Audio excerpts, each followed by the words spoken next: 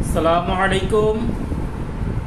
আমি doctor Naimul Kibria, BHMS Bangladesh homeopathic medical college, BHMS রোকেয়ান ইসলাম homeopathic medical college, উচ্চতর প্রশিক্ষণপ্রাপ্ত গর্ভ ও গর্ভবতী মায়ের পরিচর্যা।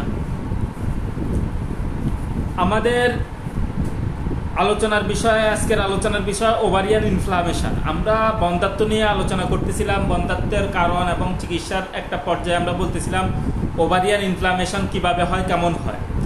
এই ওভারিয়ান ইনফ্লামেশনের ঔষধের আমাদের দুইটা ভিডিও ওভার হয়ে গেছে, দুইটা ভিডিও বলে ফেলছি। আজকে ওভারিয়ান ইনফ্লামেশনের 3য় নাম্বার ভিডিও, ইনফ্লামেশন হইলে যে ওষুধগুলো হয় চিকিৎসার 3য় নাম্বার ভিডিও।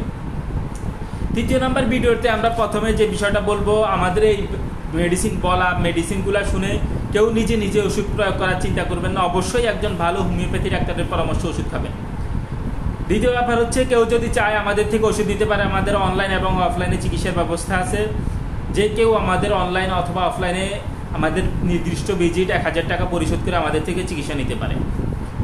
এই পর্যায়ে আমরা মেডিসিনের যে বিষয়টা বলবো সেটা হচ্ছে ক্যান্থারিস।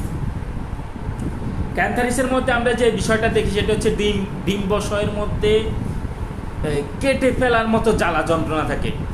ক্যান্থারিসে ডিম্বাশয়ের মধ্যে কেটে ফেলার মতো জ্বালা যন্ত্রণা এবং ইনফ্লামেশনের সিস্টেমের সাথে সাথে কেটে ফেলার মতো জ্বালা যন্ত্রণা।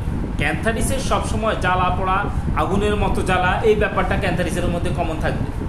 এই সিস্টেমের মধ্যে যদি আমরা ইনফ্লামেশন দেখতে পাই, তখন আমরা ক্যান্থারিসের কথা চিন্তা করব। এরপর আমরা বলবো কার্বোঅ্যানিমেলিস। কার্বোঅ্যানিমেলিস এটাও হোমিওপ্যাথিতে খুব গুরুত্বপূর্ণ একটা ঔষধ। এই কার্বোঅ্যানিমেলিসের মধ্যে আমরা দেখি যে কার্বোঅ্যানিমেলিসের রোগীর ডান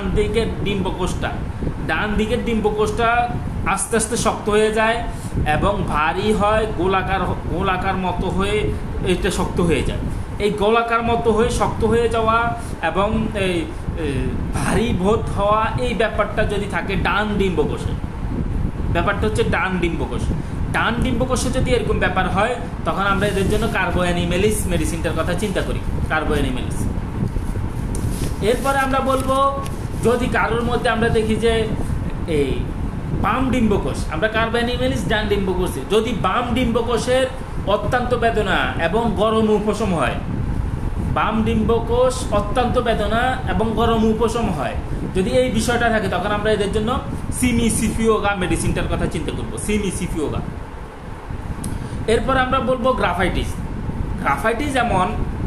গ্রাফাইটিসের রোগী, এরা মোটাসোটা হয়, এদের রজ অল্প হয়, মানে এদের খুব কম রজস্রাব হয় বা অনেক দিন পর রজস্রাব হয় এই গ্রাফাইটিসের রোগীদের, এবং এদের বাম ডিম্বকোষের সমস্যা থাকে। আমরা সিমিসিফিওগা বলছি বাম, এই গ্রাফাইটিসও বাম, এই গ্রাফাইটিসের মধ্যেও বাম ডিম্বকোষের সমস্যা থাকে। এছাড়াও আমরা দেখি মোটাসোটা না হওয়ার পরেও অনেক সময় দেখা যায় যে ডিম্বকোষ বড়, শক্ত এবং স্পর্শ কাতর, অর্থাৎ স্পর্শ করা যায় না, এত ব্যথা বেদনা থাকে এবং শক্ত হয়, বড় হয়। এটা যদি হয়, তখন আমরা গ্রাফাইটিসের কথা চিন্তা করি। এরপর আমরা বলবো ল্যাকিসিসের মধ্যে আমরা যে বিষয়টা বলি, ল্যাকিসিস অতিরজ এবং এদের মধ্যে এরা চিকন দেহের অধিকারী রমণীদের অতিরিক্ত রজস্রাব এবং চিকন দেহ যুক্ত রমণীদের জন্য আমরা ল্যাকিসিসের কথা চিন্তা করি।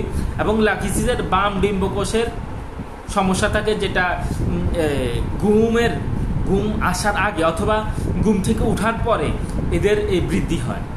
এই যে বাম ডিম্বকোষের যে অসুস্থতাটা, বাম ডিম্বকোষের যে সমস্যাটা, এই সমস্যাটা সে ঘুমাইতে যাইতে সময় অথবা ঘুম থেকে ওঠার পরে এরা এই কষ্টটা বেশি ফিল করে। এটার সাথে সাথে যখন আমরা দেখব অতি রজস্রাব থাকে, যাদের অতিরিক্ত ঋতুস্রাব হয় এবং শীর্ণকার অর্থাৎ চিকন চাকন লোক হয়, এদের জন্য আমরা ল্যাকিসিসের কথা চিন্তা করি।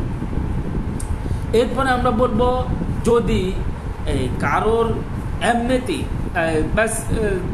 ডিম্বাশয়ের দুর্বলতা, শুধুমাত্র ডিম্বাশয়ের দুর্বলতা, বিশেষ কিছু নাই, শুধু ডিম্বাশয়ের দুর্বলতা হইলে আমরা এদের জন্য ল্যাসিথিন মেডিসিনটার কথা চিন্তা করি। ল্যাসিথিন মেডিসিনটা শুধুমাত্র ডিম্বকোষের দুর্বলতার জন্য ব্যবহার হয়। সাথে সাথে আমরা ল্যাসিথিনের অন্যান্য লক্ষণ অবশ্যই দেখতে হবে, সব কিছু দিকে বিবেচনা করে আমাদের ওষুধটা অবশ্যই প্রয়োগ করতে হবে। তো এই বলে আমরা আজকের মতো এখানে বিদায় নিচ্ছি। পরবর্তী ভিডিওতে আমরা বাকি বিষয় নিয়ে আলোচনা করব। আজকের মতো এখানে বিদায়। আসসালামু আলাইকুম রহমতুল্লাহ।